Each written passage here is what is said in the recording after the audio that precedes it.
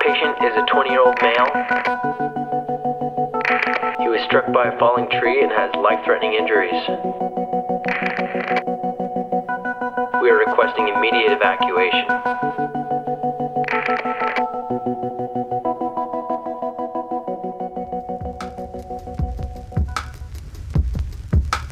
Short haul is defined as transporting one or more persons suspended beneath a helicopter.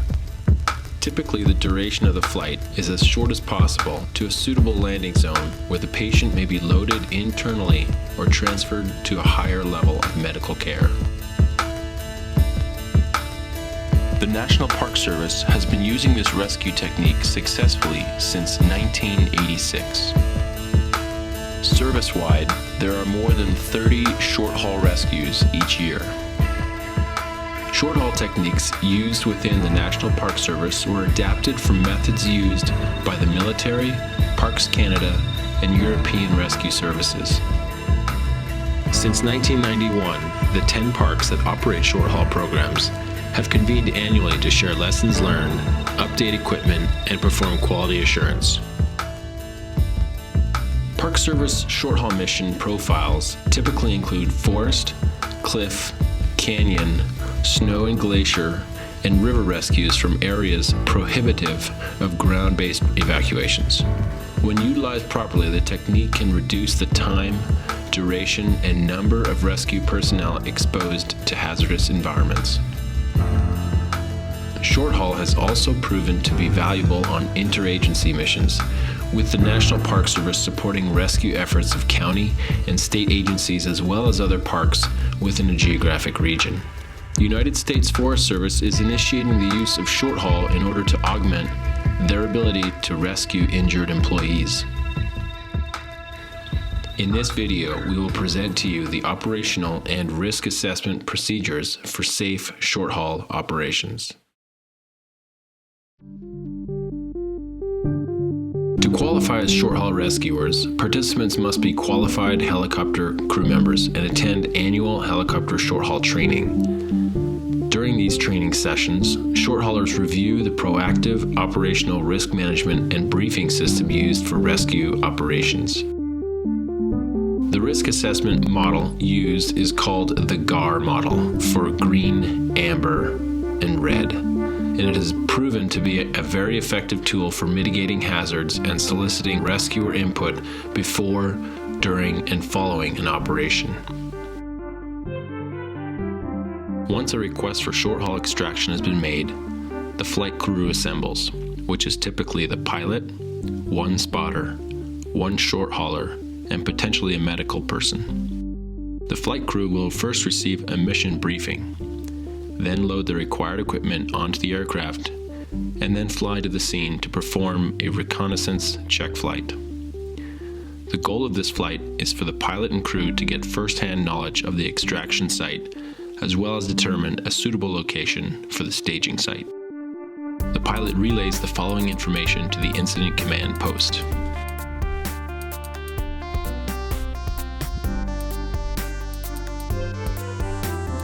Once a thorough reconnaissance is complete, the helicopter will land at the staging site where the short hauler and spotter will rig the short haul rope, perform hook, radio, and buddy checks, and finalize the GAR risk assessment. For short haul missions, the aircraft is rigged with both a primary and secondary release system for the short haul line. The primary system is the cargo hook on the belly of the aircraft, and the secondary system is a 3-ring release that must be mechanically activated by either the pilot or the spotter. In the event of an entanglement or other emergency need to jettison the short haul line, either the spotter or the pilot releases the 3-ring mechanism, followed by the pilot releasing the belly hook. The short hauler always has the option to use a cutaway knife in the event of an emergency.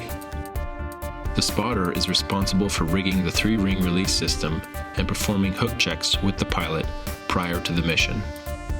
If not already installed, the line ballast bag is attached with 2 prussiks positioned 6 feet or less from the rescuer attachment ring.